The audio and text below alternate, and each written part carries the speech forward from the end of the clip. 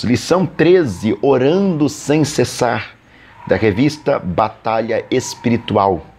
O minúsculo textuário vai trabalhar 1 Tessalonicenses 5,17, orai sem cessar. A verdade prática, o Novo Testamento nos ensina que a oração deve ser uma prática contínua dos cristãos, desde a primeira até a segunda vinda de Cristo, que é o retorno. Fica conosco, se inscreve, compartilha, se inscreve neste canal, você que não se inscreveu, nós já estamos finalizando o trimestre, foram 3 meses de parceria, eu quero agradecer a Deus pela sua vida, profetizar fecundidade no seu ministério enquanto professor, professora, que Deus possa te honrar tremendamente para a glória de Deus Pai e a vitória da igreja.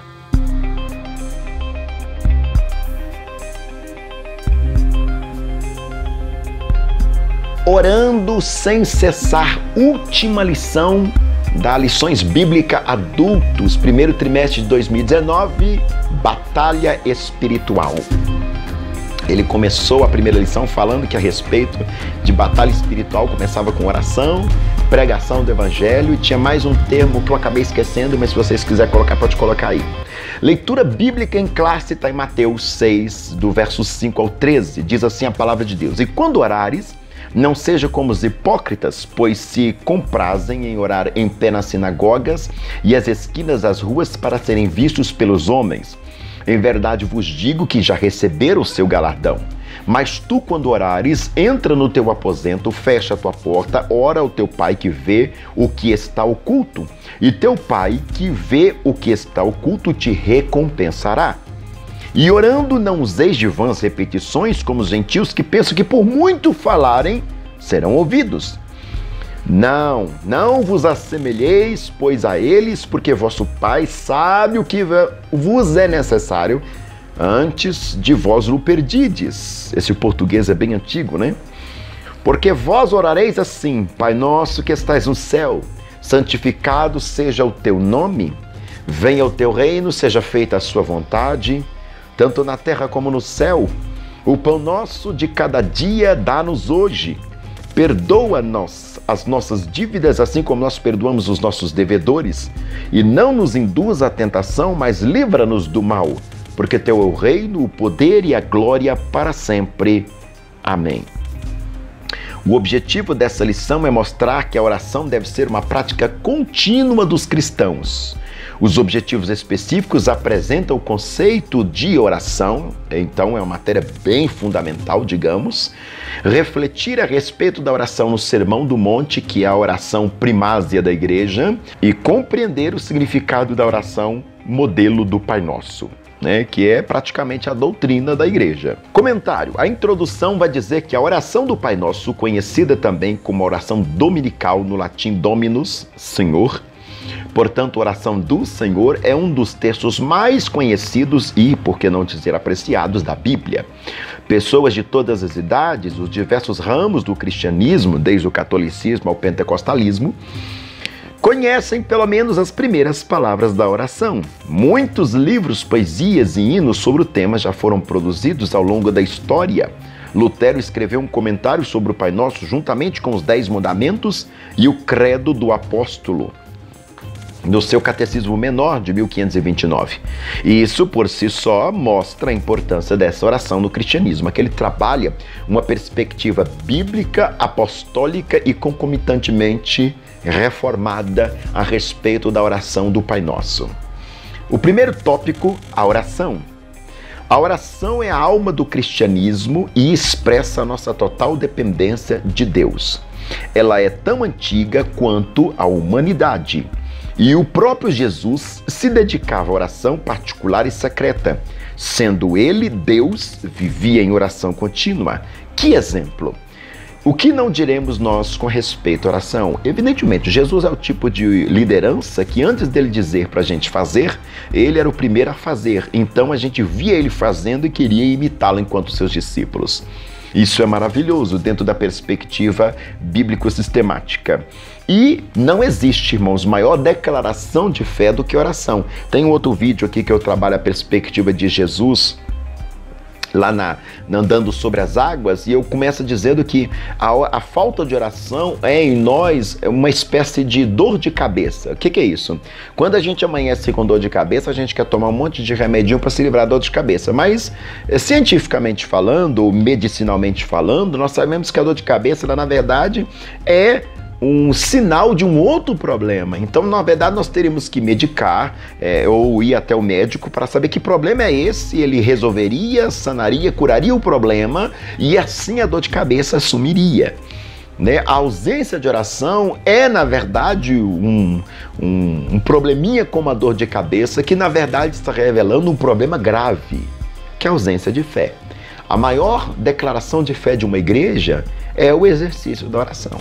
Se você crê, você ora. Se você não crê, você não ora. Uma coisa está ligada à outra. Quem tem fé, busca. Quem não tem fé, a religião é apenas cultural. Primeiro, definição. A declaração de fé das Assembleias de Deus define a oração como o ato consciente pelo qual a pessoa dirige-se a Deus para se comunicar com Ele e buscar a sua ajuda por meio da palavra ou pensamento. Declaração de fé das Assembleias de Deus, eu prometi para vocês desde junho do ano passado, né? Eu tinha prometido que eu ia fazer um vídeo para cada capítulo. Eu não desisti disso. Eu já fiz todos os vídeos, eu não consegui ainda tempo para editar, porque dá muito trabalho, né? É só eu sozinho para fazer, filmar, editar, pensar, elaborar. Então eu vou colocar assim que for editando, devagarzinho, talvez um a cada mês ou 2 por mês, para vocês acompanhar nossas colocações. Então se inscreve no canal para você não perder, porque esse trimestre ainda eu faço isso, já começo a apressar pelo menos a primeira parte, tá? A abertura introdutória já está em nosso canal. A oração é a parte central para a vida cristã.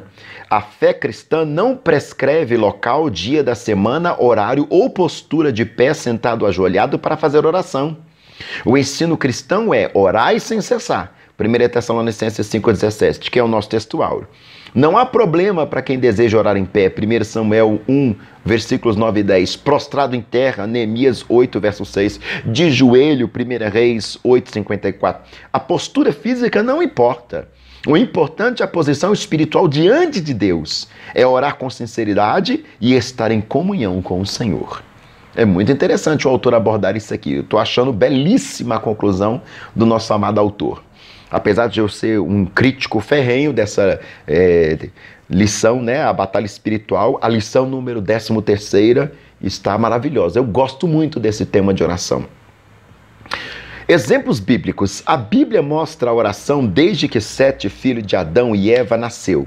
Então começou a invocar o nome do Senhor. Gênesis 4, 26.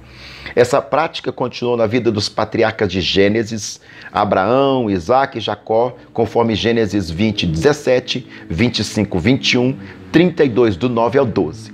A oração estava presente na vida de Moisés, dos profetas Samuel e Elias, entre outros, e dos reis piedosos como Ezequias.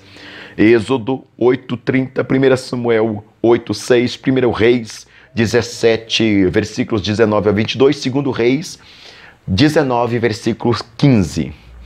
E Jesus e a prática da oração, como é que funciona? Ele trabalha a oração enquanto conceito no documento de fé das Assembleias de Deus, né, o documento da declaração de fé. Ele trabalhou agora a oração no Antigo Testamento, ou seja, a tradição judaica, e agora ele vai trabalhar a oração no conceito jesuânico. Jesus e a prática da oração. Os evangelhos relatam que Jesus usava em secreto continuamente o efeito da oração. E chegava a registrar algumas orações como aquela feita no jardim do Getsemane. E também aquela em favor dos discípulos em João 17. Muito famosas essas orações, evidentemente, cada uma de uma teologia muito profunda.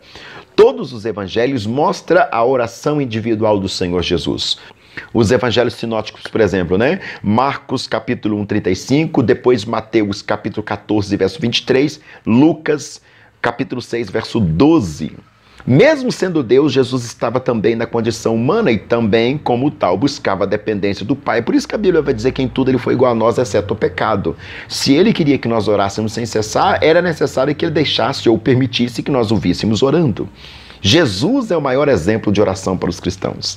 Por isso, a síntese do tópico primeiro, o autor aborda a perspectiva de que a oração é indispensável para uma prática de vida de comunhão com Deus. Não tem como.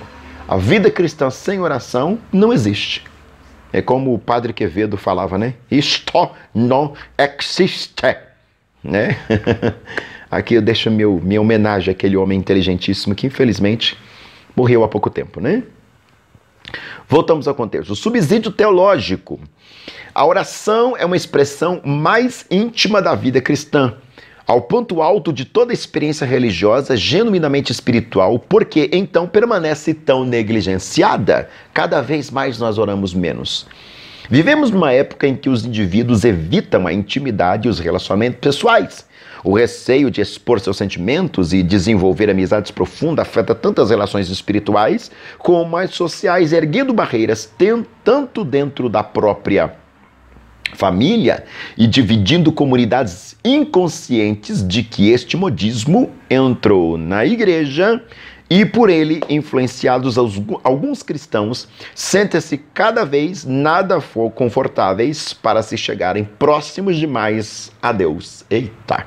Ou seja, o ser humano se isolando cada vez mais, né? Tanto do outro quanto do divino, evidentemente. O resultado imediato é a falta de oração. Não querem intimidade. Além disso, também estamos muito ocupados. Vivemos para realizar e não para ser. Admiramos a vida ativa mais do que o caráter e os relacionamentos. O sucesso é medido por nossas realizações, portanto corremos, tentando fazer tudo quanto podemos em nossas horas ativas, mas preocupados em fazer do que em ser. Muito interessante mesmo.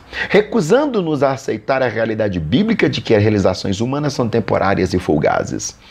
Somente a obra do Espírito Santo é permanente e eterna. A falta de oração nos impede de alcançar aquilo que tão desesperadamente ansiamos. A falta de oração, na verdade, é impiedade. O comentário de Robert L. Brent, Teologia Bíblica da Oração. O Espírito nos ajuda a orar. 6ª edição, Rio de Janeiro, CPAD 2013, na página 17. Depois eu vou tentar comprar esse livro. Eu não conhecia. Muito interessante a contribuição. Tópico 2, a oração no Sermão do Monte. O Senhor Jesus falou sobre o assunto no Sermão do Monte para corrigir as distorções existentes na época sobre a oração.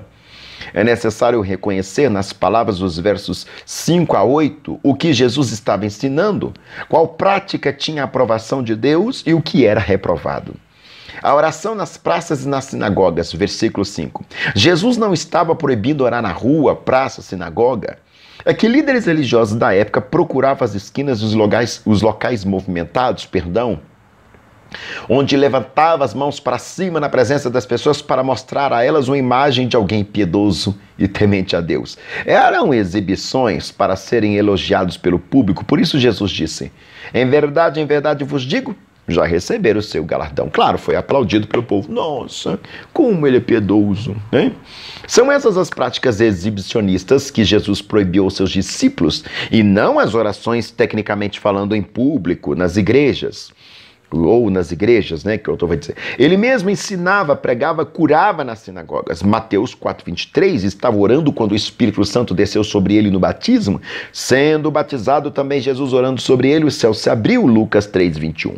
Ele também orou em público por ocasião da ressurreição de Lázaro, lá em João 11, 41 ao 44. E a oração em secreto? Como é que funciona isso? Versículo 6. Jesus proíbe a ostentação e a hipocrisia. Não há como alguém se mostrar estando no próprio aposento, sozinho em oração, onde ninguém está vendo. E isto, no entanto, não significa que a oração só pode ser aceita se for secreta, alto lá, nem tanto ao mar, nem tanto à terra. É isso que ele está querendo dizer. Mas significa que Deus, que é onisciente, onipresente e conhece o nosso coração, nos recompensa. Ou seja, as nossas petições e súplicas são atendidas. Filipenses 4,6. A oração no lugar secreto, em uma das dependências da residência, sem a comunhão com Deus, tampouco tem a aprovação do Senhor.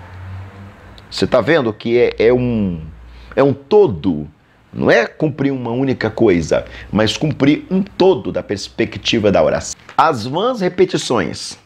Jesus nos instrui com essas palavras. Orando, não useis de vãs repetições como os gentios que pensam que por muito falarem serão ouvidos. Isso dá a entender que havia judeus que oravam como gentios, ou seja, os pagãos. Conferir 1 Reis 18, 26, Atos 19, verso 34. Há religiosos que nos levam horas, né? Ou que levam horas orando e repetindo palavras sagradas, pois acredita que isso aumenta o seu crédito no céu. Desculpa, eu não consegui resistir. O termo grego usado para vãs repetições é batalogel, ou batalogel. Repetir palavras sem sentido. O significado dessa expressão. A eficácia da oração não está na sua extensão, nem nas suas repetições das palavras, pois orações também é comunhão com Deus, é relação, né? Imagina você chega perto da sua esposa e começa a ficar falando com ela, eu te amo, te amo, te amo. Ou eu te amo, te amo, te amo. Deixa eu falar para ela 1000 vezes que eu amo. Ou eu te amo, te amo, te amo, te amo, te amo, te amo, te amo, te amo, te amo. Aí parar de falar te amo, te amo, te amo, começar a falar, você é bonita, bonita, bonita, você é muito bonita, você é muito bonita, você é muito... Você tá entendendo? Não tem sentido isso? Vai muito além de repetição. Vai o falar e permitir que a pessoa contemple em nós aquilo que se está sendo dito. A oração do Pai Nosso é usada na oração coletiva desde muito cedo na história e continua ainda hoje em muitas igrejas. Entendendo o ensino de Jesus, o mestre não está condenando a oração longa ou repetitiva, mas vãs repetições a partir da situação lá do grego. O próprio Jesus no Getsêmani repetiu as mesmas palavras 3 vezes na oração, Mateus 26, 39, verso 44. Jesus passou a noite orando no monte para escolher os 12 apóstolos. Com certeza essa oração não foi curta. Lucas capítulo 6, verso 12. Além disso, ele nos ensina a orar sem nunca desanimar, Lucas 18, verso 1. A oração do Pai Nosso é usada na oração coletiva desde muito cedo na história e continua ainda hoje em muitas igrejas nos diversos ramos do cristianismo. Eu conheço inúmeras igrejas que só começam o culto fazendo a oração do Pai Nosso, ou no culto da ceia do Senhor, antes de comungar, todos se ajoelham e faz a oração do Pai Nosso, juntos. E eu acho muito bonito isso. Igrejas reformadas. A síntese do tópico 2º, o autor trabalha. Jesus não somente orou, mas falou a respeito na oração no Sermão do Monte. Vamos trabalhar um pouquinho esse subsídio teológico, né? Que a revista parece que de aluno não vem isso. Embora seja Deus enquanto esteve aqui na Terra, Jesus não era somente Deus. Aqui ele vai trabalhar a perspectiva da hipóstasis, ou união hipostática. Jesus é totalmente Deus, Jesus é totalmente um homem. Ao mesmo tempo, ele tem as duas naturezas. Chamamos essa doutrina de união hipostática, dentro da cristologia. Né? Em nenhum momento ele é uma coisa ou outra. Ele é o tempo todo as duas coisas. Né? Jesus era o Deus-homem, tanto que Karl Rahner, aquele mega teólogo católico, vai dizer que somente um Deus totalmente perfeito vai poder ser homem. Somente um homem totalmente perfeito vai ser Deus. Na verdade, a posição de Deus, ele não precisava orar, exceto para manter aquela comunhão e companheirismo com a própria deidade. Mas na qualidade de homem, estando revestido de corpo humano, sendo descendente legítimo de Abraão, a oração era tão essencial a ele como fora a Abraão e seus descendentes. A oração destacou-se em cada aspecto e fase da sua vida e ministério. A Bíblia cita numerosos exemplos de oração durante o curto período de 3 anos e meio do ministério de Jesus. Havia evidências de que a oração era a própria respiração na vida de Jesus Cristo. Tal como acontecia com Moisés, Jesus vivia uma vida disciplinada. Os evangelhos registravam determinados hábitos que ele fazia questão de cultivar. Um deles era frequentar regularmente a sinagoga aos sábados, o que naturalmente incluía um período de oração, Mateus 21, 13. Não é errado pensar que Jesus tinha ido diariamente à sinagoga ou ao templo, dependendo do lugar onde ele estivesse, para dedicar-se à oração. De novo, o autor, Robert L. Brent, Teologia Bíblica da Oração, O Espírito nos ajuda a orar, 6ª edição, Rio de Janeiro, CPAD 2013, páginas 166, 167. Vamos para o terceiro tópico, que é o coração desta lição número 13, o Pai Nosso. Jesus repetia os seus ensinos em ocasiões e locais diferentes. Estes discursos são registrados às vezes por mais de um evangelista. E assim surgem algumas modificações, como o próprio Pai Nosso. Um exemplo disso é a oração do Pai Nosso em Mateus e em Lucas. São duas situações de locais diferentes. Sua importância está no fato de ser uma oração modelo. Podemos dividi-la em 3 partes. Sobre o Deus que oramos, sobre as nossas necessidades e sobre os nossos perigos. Belíssimo isso aqui. Nossa, mas foi de uma beleza o autor colocar essa subdivisão aqui nos 3 pontos tratados na oração do Pai Nosso, que é de uma riqueza que praticamente vale a lição toda. Elevou muito toda a revista de Batalha Espiritual, essa lição 13ª, com certeza. O nosso Deus. O Pai Nosso é uma oração modelo, e isso quer ser visto na linguagem usada por Jesus. Vós orareis assim, e não o que devemos orar. Ele continua: Pai Nosso que estais no céu, santificado seja o seu nome. Essa forma de se dirigir a Deus é peculiar ao Novo Testamento, pois os justos no Antigo Testamento nunca a usaram. Deus, o Criador, é nosso Pai. A liberdade que temos de nos aproximar dele e chamá-lo de Pai, que é Abba, né? E de maneira mais íntima, Abba, Pai, expressão aramaica que significa papai, é um dos grandes privilégios dos cristãos. Romanos 8,15, Colossenses 4, 4-6. Esta bênção foi mediada por Jesus. Santificar o nome não significa tornar seu nome santo, pois ele já é santo em sua essência e natureza, mas é o nosso dever reconhecê-lo como tal. A gente tratou um pouquinho disso na lição dos jovens, né? Em Rumo à Terra Prometida. As nossas necessidades. O termo pão em o pão nosso de cada dia dá-nos hoje, do versículo 11, inclui tudo aquilo que o nosso corpo necessita. Mas só hoje? E o futuro? Jesus nos ensina a sermos moderados em nossos desejos e pedidos, conforme já foi dito em Provérbios 30, versos 8 e 9.